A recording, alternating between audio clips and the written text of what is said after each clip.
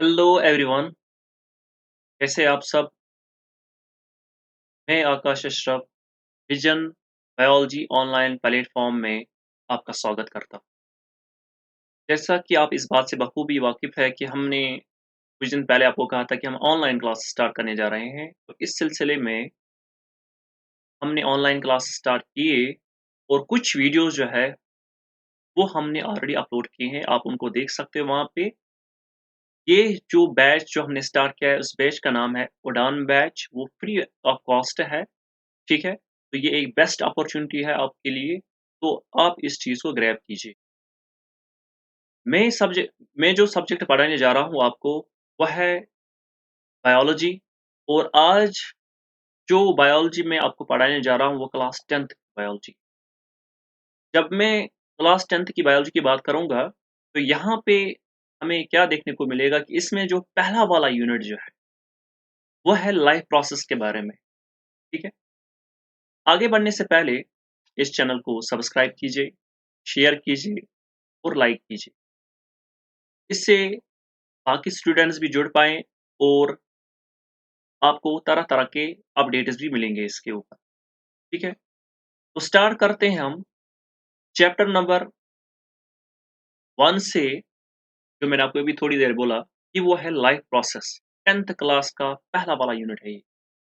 तो जब मैं बात करता हूँ लाइफ प्रोसेस की, तो लाइफ प्रोसेस के केस में हम थोड़ा बेसिक समझेंगे यहाँ पे।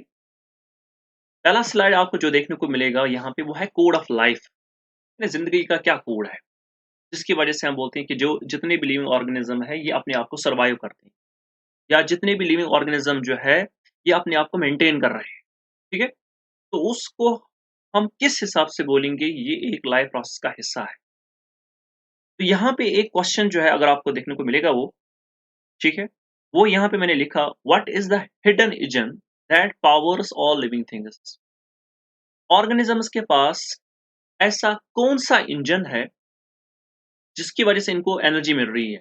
क्या ये इंजन कोई आर्टिफिशियल इंजन है, या बॉडी के अंदर ऐसी कोई प्रोसेस चल रही होती है, या इनके लाइफ में कोई ऐसी प्रोसेस चल रही होती है जिसकी वजह से एक ऑर्गेनिज्म को एनर्जी मिल रही है? ठीक है, इसी के बारे में हम बात करेंगे आज। नाउ द नेक्स्ट स्लाइड जो आप देखने को मिलेगा आपको यहाँ पे, वह है व्हाट आर लाइफ प्रोसेसेस। ये जो हम बोलते हैं यहाँ पे लाइफ प्रोसेस जो है, ये असल में है क्या? बेसिक अंडरस्टैंडिंग करेंगे इस चीज का। लाइफ प्रोसेस जो यहाँ पे है, इसको हम बोलते हैं it is a basic activity. यहाँ पे जो लाइफ प्रोसेस है ना, ये एक बेसिक एक्टिविटी है, जहाँ पे एक ऑर्गेनिज़्म जो है अपने आप को मेंटेन कर रहा है। अब ये ऑर्गेनिज़्म जो है, ये प्लांट भी हो सकता है, ये ऑर्गेनिज़्म जो है ये एनिमल भी हो सकता है, ये ऑर्गेनिज़्म एक्वेटिक भी हो सकते हैं, ये टेरेस्ट्रियल भी हो सकते हैं। इवन कि फ्लाइंग ऑर्गेनिज़्म जो है, जो फ्लाइंग बर्ड्स होते हैं, ये भी इसमें इंक्लूड होते हैं। इवन कि मैं नटशल में बताऊँ, जितने भी लिविंग ऑर्गेनिज़्म जो है, ये अपनी लाइफ को मेंटेन कर रहे हैं, कुछ बेसिक एक्टिविटीज़ की वजह से, और उसी को हम कंसिडर करते हैं यहाँ पे लाइफ प्रोसेस। अब वो बेसिक एक्टिविटीज़ क्या है, वो भी समझते हैं, ठीक? अब इस ऑर्गेनिज़्म के लिए ध्यान से समझिए, इस ऑर्गेनिज़्म के लिए अगर हम बोलेंगे कि इसको क्यों लाइफ प्रोसेस क्यों इसके लिए ज़रूरी है? क्या इसलिए ज़रूरी है कि इसको यहाँ पे एनर्जी मिल रही है? या इसलिए ज़रूरी है कि ऑर्गेनिज़्म ग्रो कर रहा है? या लाइफ प्रोसेस इसलिए ज़रूरी है कि इसके बॉडी के सेल्स रिपेयर हो जाते हैं, रिपेयर मतलब फिर से बनना? या इसलिए ज़रूरी है कि इसके बॉडी के अंदर जितने भी वेस्ट प्रोडक्ट है वो रिमूव हो जाते हैं? ये तीनों के तीनों इम्पोर्टेंट है। क्योंकि एक लाइफ ऑर्गेनिज़्म के लिए तीनों के तीनों इम्पोर्टेंट क्यों है? क्योंकि इसी को हम कंसिडर करते हैं यहाँ पे लाइफ प्रोसेस में। देखिए, एक ऑर्गेनिज़्म तब ही सर्वाइव करेगा जब इसके पास एनर्जी होगी। एक ऑर्गेनिज़्म तब ही ग्रो करेगा जब इसके अंदर दिस बेसिक एक्टिविटीज़ चल रही होती है। अब वो बेसिक एक्टिविटीज़ क्या है, मैं अभी बताऊँगा, ठीक है? अब इसी ऑर्गेनिज़्म के अंदर जो भी वेस्ट प्रोडक्ट है, जब तक नहीं बॉडी से रिमूव होगा, तब तक ये अपने बॉडी को मेंटेन नहीं कर, ठीक है? इसी के साथ एक और पॉइंट भी है बेटा, all living organism perform life process continuously. जितने भी लिविंग ऑर्गेनिज्म है, ये अपने लाइफ प्रोसेस को क्या हम बोलेंगे वहाँ पे परफॉर्म कर रहे हैं, बट कंटिन्यूअसली, ठीक? चलिए नेक्स्ट वाली स्लाइड पे। अब थोड़ा यहाँ पे एक क्वेश्चन है, यहाँ पे थोड़ा डिफरेंस समझेंगे यहाँ पे living and non living things के बारे में। आपको लगेगा ये तो लोअर क्लास का कॉन्सेप्ट है, यहाँ पे क्यों लाया है इसने? देखिए ध्यान से सुनना। दरअसल थोड़ा एक कॉन्सेप्ट हम ज़रूरी समझेंगे लाइफ प्रोसेस की जब हम बात करते हैं यहाँ पे, ठीक है? यहाँ पे मैंने इसलिए इसको रखा, at least we should to know about this thing very clearly कि लिविंग थिंग और नॉन लिविंग थिंग इसमें ऐसा क्या हो रहा है जहाँ पे हम इसको इंक्लूड जहाँ पे हम इनको इंक्लूड कर रहे हैं लाइफ प्रोसेस के साथ।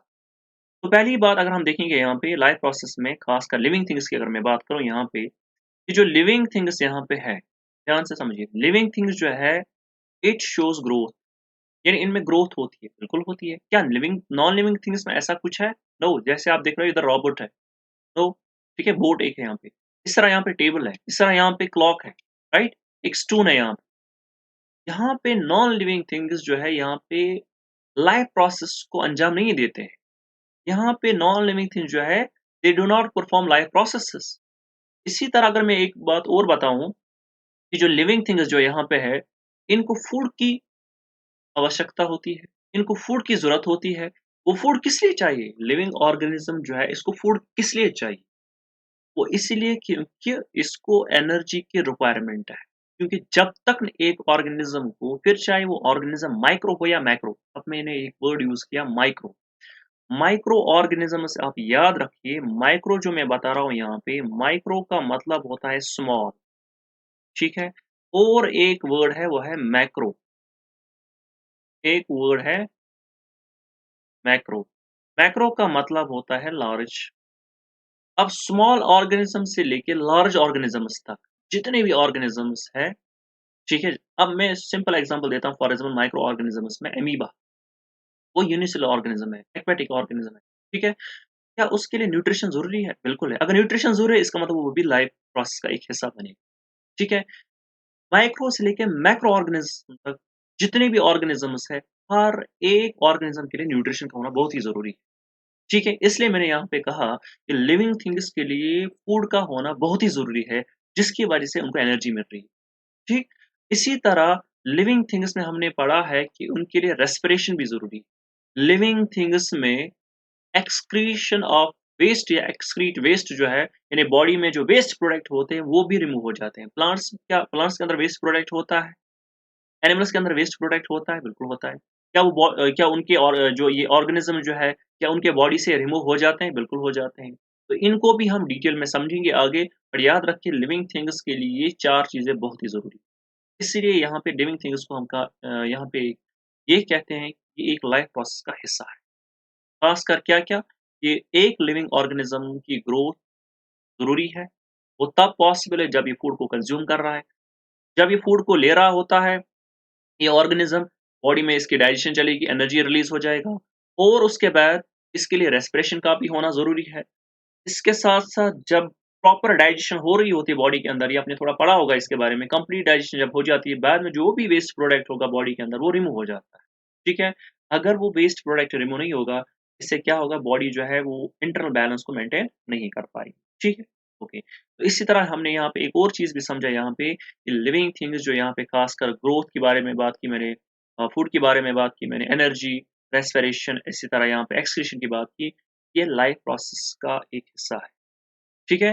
बट नॉन लिविंग थिंग्स के केस में ऐसा कुछ नहीं होता है। इसलिए मैंने यहाँ पे कहा नॉन लिविंग थिंग्स जो है they do not perform life processes, even कि नॉन लिविंग थिंग्स के केस में कोई ग्रोथ नहीं होती है, नॉन लिविंग थिंग्स के केस में कोई मेटाबॉलिज्म भी नहीं। ठीक है? यहाँ पे कोई किस्म का कोई ब्रेकडाउन नहीं होता है, खासकर नॉन लिविंग थिंग्स के। ओके, नेक्स्ट वाला स्लाइड देखेंगे। अब यहाँ पे एक और चीज़ देखने को मिलेगा, why our life process essential? ठीक है? कि लाइफ प्रोसेस एसेंशियल क्यों है? तो पहली बात, क्या ये एसेंशियल इसलिए है, ध्यान से समझिए, क्या ये एसेंशियल इसलिए है टू सप्लाई एनर्जी? क्या एसेंशियल इसलिए है टू मेंटेन इंटरनल बैलेंस को मेंटेन करना है? या इसलिए कि एक ऑर्गेनिज्म अपने आप को सर्वाइव कर रहा है? या इसलिए कि जब तक न एक ऑर्गेनिज्म के अंदर लाइफ प्रोसेस होगी, तब तक एक लाइफ ऑर्गेनिज्म जो है वो अपने आप को सर्वाइव नहीं करेगा। कॉमन सेंस है, अगर एक ऑर्गेनिज्म लाइफ प्रोसेस नहीं दिखा रहा है, तो हमने अभी बोला वो नॉन लिविंग थिंग की बात हो रही है, इसका मतलब वो ऑर्गेनिज्म क्या होगा फिर? ऑर्गेनिज्म क्या, हम उसको बोलेंगे डेड है। ठीक है? जो अभी हमने पढ़ा दिस नॉन लिविंग थिंग्स के केस में, नॉन लिविंग थिंग जो है वो लाइफ प्रोसेस को अंजाम नहीं देते हैं। ठीक है? इसी तरह अगर आप एक चीज़ यहाँ पे देखोगे, खासकर मैं प्लांट्स की बात करूँगा यहाँ पे, प्लांट्स में क्या-क्या चीज़ें ज़रूरी है? पहली बात वहाँ पे हम पढ़ते हैं न्यूट्रिशन। न्यूट्रिशन प्लांट्स के लिए ज़रूरी है। न्यूट्रिशन प्लांट्स के लिए क्या है? ज़रूरी है ना? तो इसी तरह क्यों ज़रूरी है? क्योंकि वहाँ पे फोटोसिंथेसिस होती है। प्लांट्स में हम बोलते हैं फोटोसिंथेसिस, जब फोटोसिंथेसिस होती है इसका मतलब वहाँ पे ग्लूकोज़ बनता है ना? बिल्कुल है। और ग्लूकोज़ जो है एक किस्म का फूड है प्लांट्स के लिए, और इनका ये जो ग्लूकोज़ जो है ये स्टोर होते हैं लीव्स के अंदर, इसलिए हम बोलते हैं कि लीव्स को kitchen house of the plant. दूसरी बात, प्लांट्स के केस में ट्रांसपोर्टेशन का होना बहुत ज़रूरी है। ट्रांसपोर्टेशन अगर आपने थोड़ा-सा इसके बारे में पढ़ा होगा, ट्रांसपोर्टेशन 2 तरह की वजह से होता है प्लांट्स के केस में, एक है जाइलम, एक है जाइलम, दूसरा है फ्लोएम, है ना? जाइलम का काम होता है वाटर को कंडक्ट करना, जाइलम का काम होता है वाटर को कंडक्ट करना, और फ्लोएम का काम होता है न्यूट्रिएंट्स को कंडक्ट करना, यानी फूड को कंडक्ट करना, ठीक है? खासकर फूड को कंडक्ट करना। तो ये 2 प्रोसेस जो है ना, खासकर xylem channel and phloem channel, ये जाइलम और फ्लोएम के बारे में थोड़ा बेसिक आइडिया होगा इसके बारे में आपको। तो ये ऑलरेडी जो इससे पहले आपने अर्लियर क्लास में पढ़ा होगा, तो यहाँ पे ये जो जाइलम और फ्लोएम है, ये एक स्पेशल चैनल्स होते हैं प्लांट्स में, जो प्लांट्स के केस में वाटर और फूड को कंडक्ट कर, ठीक है? और वही कहलाते हैं यहाँ पे ट्रांसपोर्टेशन। तो कौन कर रहा है असल में ट्रांसपोर्टेशन प्लांट्स के केस में? Xylem and phloem. तो क्या ये कह सकते हैं ट्रांसपोर्टेशन भी एक लाइफ प्रोसेस का हिस्सा है? बिल्कुल है। इनके केस में मगर प्लांट्स की मैं बात करूँ, इसी तरह प्लांट्स के केस में एक्सक्रीशन बिल्कुल है, यानी वेस्ट प्रोडक्ट का रिमूव होना। इसी तरह प्लांट्स के केस में रेस्पिरेशन बिल्कुल होता है, ठीक है? अब एनिमल्स पे आ जाते हैं, एनिमल्स के केस में भी सेम कुछ ऐसा ही है। एनिमल्स के केस में भी न्यूट्रिशन है, एनिमल्स के केस में भी ट्रांसपोर्टेशन है, मीन्स यहाँ पे सर्कुलेशन प्रोसेस चलता है, उसी की मैं यहाँ पे याद रखिए, एनिमल्स के केस में जाइलम फ्लोएम याद नहीं होता है। एनिमल्स के केस में सर्कुलेशन प्रोसेस होता है, बट वहाँ पे कुछ उसको और एक नाम दिया जाता है, उसको वहाँ पे हम बोलते हैं ट्रांसपोर्टेशन। इसी तरह एनिमल्स के केस में एक्सक्रीशन होता है, राइट? पर एक चीज़ समझिए, एक्सक्रीशन का मतलब होता है, खासकर जब मैं वर्ड यूज़ कर रहा हूँ एक्सक्रीशन, एक और रेलेवेंट वर्ड है इसके साथ, जिसको हम बोलते हैं, मैं इधर लिखूँगा वो, उसको हम बोलते हैं यहाँ पे इजेक्शन, ठीक है? उसको हम बोलते हैं यहाँ पे इजेक्शन। अब एक्सक्रीशन और इजेक्शन में फ़र्क क्या है? देखिए, जब मैं थोड़ा इसके बारे में डिटेल में बाद में बताऊँगा, सब्र रखिए तब तक। एक्सक्रीशन का मतलब होता है रिमूवल ऑफ नाइट्रोजनस वेस्ट। अभी नाइट्रोजनस वेस्ट क्या है? नाइट्रोजनस वेस्ट का मतलब होता है यहाँ पे यूरिया, नाइट्रोजनस वेस्ट होता है यूरिक एसिड, नाइट्रोजनस वेस्ट होता है अमोनिया। खासकर मैं बात करूँगा एनिमल्स की। तो उनके केस में हम बोलते हैं एक्सक्रीशन का मतलब होता है रिमूवल ऑफ नाइट्रोजनस वेस्ट। अब यहाँ पे नाइट्रोजनस वेस्ट क्या-क्या है? एक है यूरिया, एक है अमोनिया, एक है यूरिक एसिड, ठीक है? बट यहाँ पे जो मैंने वर्ड यूज़ किया इजेशन, इजेशन का मतलब होता है रिमूवल ऑफ अनडाइजेस्टेड फूड, ठीक है? जो मैं यहाँ पे वर्ड दोहरा रहा हूँ कि जो यहाँ पे इजेशन है, इजेशन का मतलब होता है यहाँ पे रिमूवल ऑफ अनडाइजेस्टेड, जो एक ऑर्गेनिज्म फूड को खा रहा होता है, फाइनल डाइजेशन जब होती है इसके बॉडी के अंदर, लेट अस सपोज़ एक ऑर्गेनिज्म है, उसने कोई ग़िज़ा खाया, ठीक है? चाहे ब्रेकफ़ास्ट किया या लंच किया या डिनर किया, नॉट ओनली ह्यूमन्स, बाकी जितने भी ऑर्गेनिज़म्स हैं, हायर ऑर्गेनिज़म्स या अमीबा की बात करो, तो जो ऑर्गेनिज़्म फूड को ले रहे होते हैं, बॉडी के अंदर इसमें डाइजेशन प्रोसेस चलती है, लास्ट कंप्लीट डाइजेशन जब होती है, जो भी वेस्ट प्रोडक्ट वहाँ पे बनेगा, उसको बॉडी वहाँ पे रिमूव कर, उस अनडाइजेस्टेड फूड को हम वहाँ पे बोलते हैं, अनडाइजेस्टेड फूड को हम बोलते हैं वहाँ पे इजेशन, ठीक है? ये डिफरेंस है एक्सक्रीशन और इजेशन में। I will repeat it again, excretion का मतलब होता है removal of nitrogenous waste. Nitrogenous waste है urea, ammonia and uric acid. Egestion का मतलब होता है रिमूवल ऑफ अनडाइजेस्टेड फूड। फ़र्क समझिए, क्योंकि अक्सर यहीं पे कन्फ्यूज़न होता है। हमें लगता है एक्सक्रीशन, इजेशन शायद दोनों सेम, यहाँ पे डिफरेंस है। एक्सक्रीशन का मतलब होता है removal of undigested, removal of nitrogenous waste, right? Excretion का मतलब होता है removal of nitrogenous waste from the body of an organism. But egestion का मतलब होता है यहाँ पे रिमूवल ऑफ अनडाइजेस्टेड फूड, ठीक है? तो ये है डिफरेंस इजेशन और एक्सक्रीशन के बारे में। एक और चीज़ है जो हमने अभी समझा, वो है रेस्पिरेशन। रेस्पिरेशन प्लांट्स में भी होता है, रेस्पिरेशन एनिमल्स में भी, ठीक है? आई होप सो यहाँ तक क्लियर होगा। अब एक चीज़ एक और है यहाँ पे, वो ये है कि फॉर एग्ज़ाम्पल अगर आप इस चीज़ को देखोगे यहाँ पे, एक बॉय के हाथ में सेब है, ठीक है? अब जब ये सेब को खा रहा है, इससे क्या होगा इसके बॉडी के अंदर? पहली बात, सेब खाने से इसको एनर्जी मिलेगी क्योंकि इसके अंदर कार्बोहाइड्रेट्स होते हैं, विटामिन्स होते हैं एक्स्ट्रा। इसका जो इंटरनल एनवायरनमेंट है वो बैलेंस में रहेगा। यहाँ पे प्लस सिग्नेचर दिखाया गया, ठीक है? प्लस का मतलब यहाँ पे ये है प्लस का मतलब यहाँ पे ये है जो मैंने आपको बताया, यहाँ प्लस यहाँ पे ये नहीं कि इसको हॉस्पिटल पहुँचाना है, नो। प्लस दरअसल यहाँ पे ये साइन इसलिए यहाँ पे मैंने यूज़ किया क्योंकि यहाँ पे जब एक ऑर्गेनिज़्म, या मैं इसी बॉय की बात करूँ, जब ये एक हेल्दी फूड खा रहा होता है, ये अपना इंटरनल एनवायरनमेंट और एक्सटर्नल एनवायरनमेंट को मेंटेन कर रहा है। अब मैंने वर्ड यूज़ किया इंटरनल और external.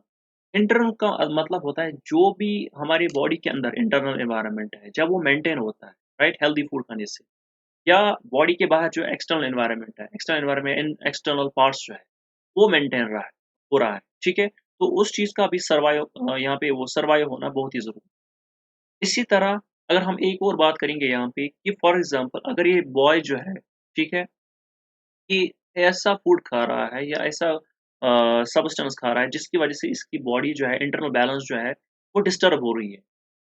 And once a time will come, ये जो ऑर्गेनिज़्म जो यहाँ पे होगा, ये यहाँ पे अपने आप को सर्वाइव नहीं करेगा, या अपने आप को यहाँ पे यानी अपने आप को मेंटेन नहीं कर पाएगा, जिसकी वज़ह से ये जो पर्सन है, इसकी लाइफ़ जो है उस पे असर पड़ेगा। ठीक है? फाइनली उस क्या लास्ट में क्या हो सकता है? लास्ट में इसका होगा आरआईपी। आरआईपी मतलब रेस्ट इन पीस हो जाए। बट ये कंडीशन तब होती है जब एक ऑर्गेनिज़्म अपने आप को मेंटेन नहीं कर रहा होता। बट अगर एक ऑर्गेनिज़्म अपने आप को मेंटेन कर रहा होता है, या फॉर एग्ज़ाम्पल हम बॉय की ही बात करेंगे यहाँ पे, अगर ये हेल्दी डाइट ले रहा है, हेल्दी फूड ले रहा है, तो इससे क्या होगा, इसका जो इंटरनल एनवायरनमेंट जो है, इंटरनल दिस एनवायरनमेंट जो है वो मेंटेन रहेगा, हेल्दी बॉडी रहेगी इसकी। ठीक है? ओके, चलिए नेक्स्ट वाली स्लाइड पे देखते हैं। देखिए, यहाँ पे मैंने बात की the fundamental unit of life के बारे में।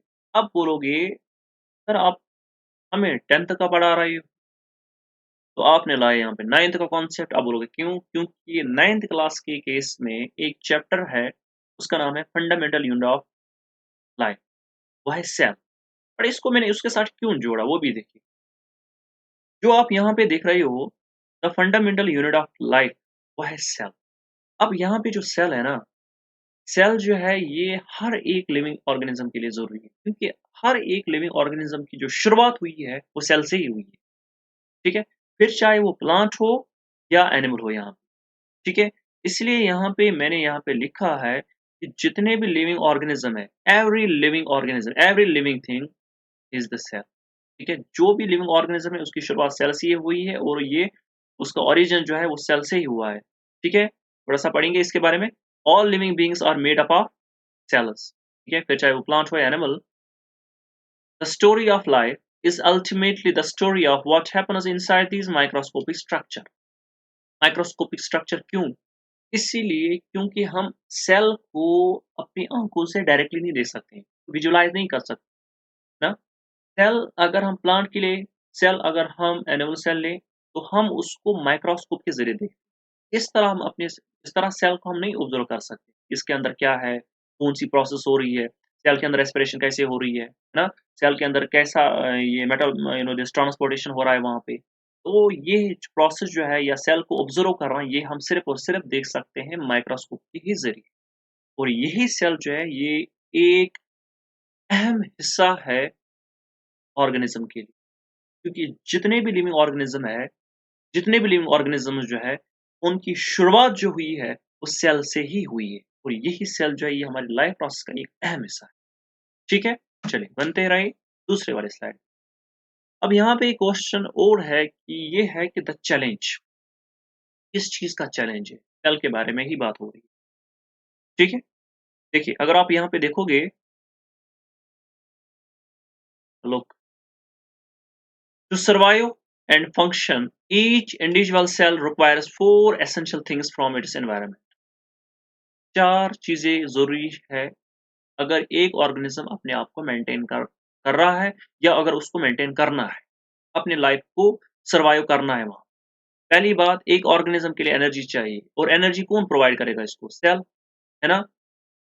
दूसरी बात, अगर सेल इसको एनर्जी प्रोवाइड कर रहा है एक ऑर्गेनिज्म को, मगर वो किसके ज़रिए करेगा?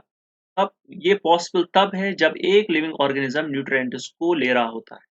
अब न्यूट्रिएंट्स कहाँ से आ रहे हैं? न्यूट्रिएंट्स आ रहे हैं फूड से। देखिए न्यूट्रिएंट्स यहाँ पे मैं फर्दर आगे बताऊँगा इसके बारे में, बट फिर भी थोड़ा-सा बताऊँगा इसके बारे में। न्यूट्रिएंट्स हम बोलते हैं यहाँ पे दिस 5 तरह के न्यूट्रिएंट्स होते हैं। एक को हम बोलते हैं protein, carbs means carbohydrate, fats, vitamins और एक चीज़ जो है उसको हम बोलते हैं मिनरल। ठीक है? ये 5 तरह के न्यूट्रिएंट जो है ना, ये आपको फूड के अंदर देखने को मिलेगा। अब डिपेंड कर रहा है फूड कौन-सा है। ये नहीं कि हर एक चीज़ में देखने को मिलेगा 5 तरह के nutrients, no, no, no, no. ये डिपेंड कर रहा है कि आप कौन-सा फूड ले रहे हो, उसी अकॉर्डिंगली उसके अंदर ये न्यूट्रिएंट्स पाएँगे। बस मसला ये है यहाँ पे जब ये फूड हम ले रहे हैं, लेट्स सपोज़ हम मिल्क ले रहे हैं, या हमने गोश्त खाया, या आप सब्जियाँ खा रहे होते, या आपने अंडे खाए, ठीक है? उसके अंदर जो न्यूट्रिएंट्स है एग्स के अंदर, ठीक है? इवन कि उसके अंदर एग्स में अंडे जो है उनके अंदर प्रोटीन्स होते हैं, उनके अंदर कार्बोहाइड्रेट्स होते हैं, ठीक है? एक्स्ट्रा।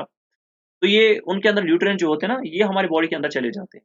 वहाँ पे इनकी डाइजेशन होती है। एक चैप्टर है वहाँ पे इसी दिस ये जो हम पढ़ रहे हैं न्यूट्रिशन के बारे में, एक पूरा चैप्टर इसके बारे में है, न्यूट्रिशन इन एनिमल्स के बारे में। अमीबा से लेके दिस स्पेशली ह्यूमन्स तक और बाकी ऑर्गेनिज़म्स जो है, बट खासकर 10th क्लास के बायोलॉजी के केस में आपको पढ़ना है nutrition in amoeba and nutrition specially in animals, खासकर ह्यूमन्स के बारे में, ठीक है? और इसी से एक पार्ट जो है वहाँ पे जब हम न्यूट्रिशन एनिमल्स पे जाएँगे, डाइजेशन एंड एब्ज़ॉर्प्शन, वो डाइजेशन एंड एब्ज़ॉर्प्शन वहाँ पे हमें किन के बारे में बात करनी है? प्रोटीन्स, फैट्स, कार्बोहाइड्रेट्स, ठीक है? और अलग से एक टॉपिक पढ़ना है विटामिन्स और मिनरल्स, राइट? क्योंकि विटामिन्स और मिनरल्स हमारे बॉडी में डाइजेस्ट नहीं होते, तो एब्ज़ॉर्ब हो जाते हैं। बट फिलहाल के लिए उतना नहीं जाएँगे डीप। और एक चीज़ ये मैंने इसलिए आपको बताया कि जब एक ऑर्गेनिज़्म न्यूट्रिएंट्स को ले रहा होता है फूड के साथ, तो वही न्यूट्रिएंट इसके बॉडी में पहुँच जाते हैं, उनकी फर्दर डाइजेशन होती है वहाँ पे, फाइनली उनसे रिलीज़ होती है एनर्जी, और यही एनर्जी मिलती है सेल को। जो ही सेल को एनर्जी मिली, आपकी बॉडी को एनर्जी मिल गई। आई होप सो यहाँ तक क्लियर हुआ होगा आपको, ठीक है? साथ-साथ हम एक चीज़ और भी बोलते हैं, वो है ऑक्सीजन। इसको हम बोलते हैं for efficient energy release. Cell के लिए एनर्जी का होना बहुत ही ज़रूरी है। तो फिर अब बोलोगे क्यों ज़रूरी है? ठीक है, हम बोलते हैं कि हम ब्रीथिंग करते हैं। ब्रीथिंग का मतलब होता है इनटेक ऑफ एयर, खासकर ऑक्सीजन की हम पर्टिकुलरली ज़्यादातर बात करें। अदरवाइज़ अगर हम बोलेंगे ना इनटेक ऑफ एयर में बहुत सारे गैसेस होते हैं। हम बहुत सारे गैसेस को भी इन्हेल करते हैं। ज़्यादातर हमने पढ़ा है कि हम शायद ऑक्सीजन को ही इन्हेल करते हैं। No, no, no. हम ऑक्सीजन को इन्हेल तो करते ही हैं, साथ-साथ बाकियों गैसेस को भी इन्हेल करते हैं। बट पर्टिकुलरली हम ज़्यादातर बात करते हैं ऑक्सीजन की। अच्छा ठीक है, ऑक्सीजन को हमने इन्हेल किया, ये लंग्स में गया, वहाँ पे इसका एक्सचेंज होता है, खासकर एल्वियोलाई लेवल में, वो भी पढ़ेंगे इंशाल्लाह डिटेल में। वहाँ पे इसका एक्सचेंज होता है, फाइनली ये जो ऑक्सीजन है, ये आरबीसीज़ के साथ बाइंड होता है। इसका मेन जो टारगेट होता है, वो सेल्स होते हैं। क्यों सेल्स के लिए ऑक्सीजन ज़रूरी है? क्योंकि ये फूड को ब्रेक करने में हेल्प कर रहा है, ठीक है? ओके, इसी तरह जो मैं आपको अभी बोला कि ऑक्सीजन भी हमारी बॉडी के लिए ज़रूरी है। जैसे प्लांट्स के लिए कार्बन डाइऑक्साइड ज़रूरी है, फूड को बनाने के लिए, ठीक है? इसी तरह हमारे लिए भी ऑक्सीजन ज़रूरी है एनर्जी रिलीज़ होने के लिए। अब ये एनर्जी कहाँ पे रिलीज़ होती है? वो सेल से रिलीज़ होती है।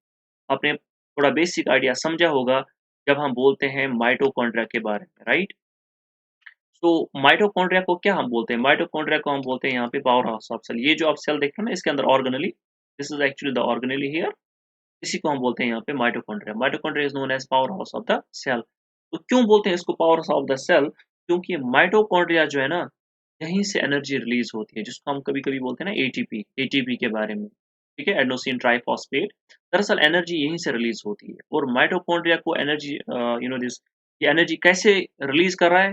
ये तब पॉसिबल है जब इसको क्या मिलेगा? ऑक्सीजन। और ऑक्सीजन कहाँ से आया? एक्सटर्नल एनवायरनमेंट, एक्सटर्नल मतलब बाहर से आया। अंदर से नहीं आया ऑक्सीजन, बाहर से आया। जब आपने इन्हेल किया तब ये गया अंदर बॉडी के अंदर। और आखिरी बात जो यहाँ पे है, a proper internal environment. Cells का इंटरनल एनवायरनमेंट भी मेंटेन होना चाहिए। ये नहीं कि हम बोल रहे हैं कि हमने साँस लिया, साँस छोड़ा, बाहर का एनवायरनमेंट ठीक होना चाहिए। नहीं, नहीं। हमारे बॉडी के अंदर जो भी एक्टिविटीज़ हो रहे हैं, या बॉडी के अंदर जो हमारा जो इंटरनल एनवायरनमेंट है बॉडी के अंदर, वो भी मेंटेन होना चाहिए। ठीक है?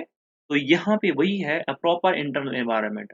इंटरनल एनवायरनमेंट हमारा क्लियर होना चाहिए, ठीक है?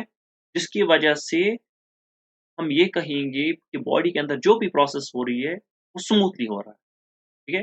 क्योंकि क्या होता है ना, कभी-कभी हमारी बॉडी के अंदर डस्ट पार्टिकल चले जाते हैं या बैक्टीरिया चले जाते हैं, जर्म चले जाते हैं या वीक से पैथोजन चले जाते हैं, तो बहुत सारी डिस्टर्बेंस होने लगती है। और अगर हेल्दी एनवायरनमेंट रहेगा, हेल्दी एनवायरनमेंट होगा हमारी बॉडी के अंदर, तो सब कुछ नॉर्मल होता है, सब कुछ ठीक है? ओके। आई होप सो यहाँ तक क्लियर हुआ होगा। इस चीज़ को फिर से मैं दोहराऊँ, चैनल को सब्सक्राइब कीजिए, शेयर कीजिए और बेल आइकॉन पे क्लिक कीजिए ताकि बाकी जो स्टूडेंट्स हैं वो भी जुड़ पाएँ, ठीक है? आप होप सो आप एन्जॉय कर रहे होंगे इस सेशन का। उम्मीद करता हूँ आप बने रहे इस सेशन के साथ, तो बाकी भी इसके साथ जो वीडियोज़ हैं वो आने वाले हैं, ठीक है? चलिए, इसी के साथ एक और स्लाइड है, ये भी थोड़ा रिलेवेंट है इसी के साथ, पर थोड़ा-सा कुछ और चीज़ समझेंगे इसके बारे में। वो है 4 core functions of life operating system. 4 core functions of life operating system जो लाइफ को ऑपरेट कर रहे होते हैं। द नंबर 1 इज़, देखिए पहली बात यहाँ पे है कि यहाँ पे जो मैंने आपको थोड़ी देर बोला था कि सेल के एनर्जी, जो हमारी बॉडी है उसके लिए एनर्जी होना ज़रूरी है। एनर्जी तब हासिल होगी जब हम फूड को अच्छे से कंज़्यूम कर रहे हैं, फूड को अच्छे से ले रहे होते हैं, राइट? न्यूट्रिएंट्स को ले रहे होते हैं, तभी सेल यहाँ पे अपनी जिस प्रोसेस जो है वो अच्छे से अंजाम देगी। अच्छा, एक चीज़ और भी है, वो ये है कि सेल्स के अंदर ट्रांसपोर्ट मटेरियल का होना भी बहुत ज़रूरी है, ठीक है? सेल के अंदर जो भी मटेरियल चले जाते हैं, वहाँ पे उसकी फर्दर ब्रेकडाउन होती है और उनके अंदर जो सेल्स के अंदर वेस्ट प्रोडक्ट होगा, वो बाहर चला जाता है। ठीक है? ये जो आप 2 एरोज़ देखते हो, दरअसल ये सेल के अंदर जो वेस्ट प्रोडक्ट होता है, वो निकलता है बाहर, ठीक है? यहाँ पे एक्सचेंज ऑफ मटीरियल्स भी होता है यहाँ पे, विल डिस्कस लेटर जब हम पढ़ेंगे ट्रांसपोर्टेशन वाला। अच्छा, यहाँ पे सेल का ये जो आप देख रहे हैं ना यहाँ पे तराजू, ठीक है? तो दरअसल यहाँ पे इसलिए है ये क्योंकि यहाँ पे सेल का इंटरनल एनवायरनमेंट जो है, वो भी बैलेंस में होना चाहिए। एक होता है सेल का, देखो मैं बात कर रहा हूँ बॉडी के अंदर जो भी प्रोसेसेस हो रही है। अब बॉडी के अंदर हम पहले मैंने बोला आपको, जो हमारी बॉडी है, एक ऑर्गेनिज़्म की जो बॉडी है वो बनी है किसकी? सेल। अब सेल के अंदर और सेल के बाहर क्या चल रहा है वही मैं हम डिस्कस करें यहाँ पे। फिलहाल के लिए यहाँ पे मैं बता रहा हूँ सेल के अंदर जो अ, एनवायरनमेंट जो होना चाहिए वो मेंटेन होना चाहिए, वो बैलेंस में होना चाहिए। जब बैलेंस में होगा सब कुछ ठीक रहेगा फिर। अच्छा, सेल के अंदर जो भी वेस्ट प्रोडक्ट होगा वो रिमूव हो जाए, क्योंकि सेल के अंदर भी ऑब्वियस सी बात है, जो फूड सेल के अंदर गया, ठीक है? उसका फर्दर वहाँ पे ब्रेक डाउन हो गया और जो भी वेस्ट प्रोडक्ट होगा वहाँ पे उसको रिमूव होना ज़रूरी है, ठीक है? जैसे हमारी बॉडी से रिमूव होता है इस तरह वहाँ पे सेल्स में भी वेस्ट प्रोडक्ट रिमूव हो जाता है। ओके, चलिए नेक्स्ट वाला स्लाइड देखेंगे इसके बारे में।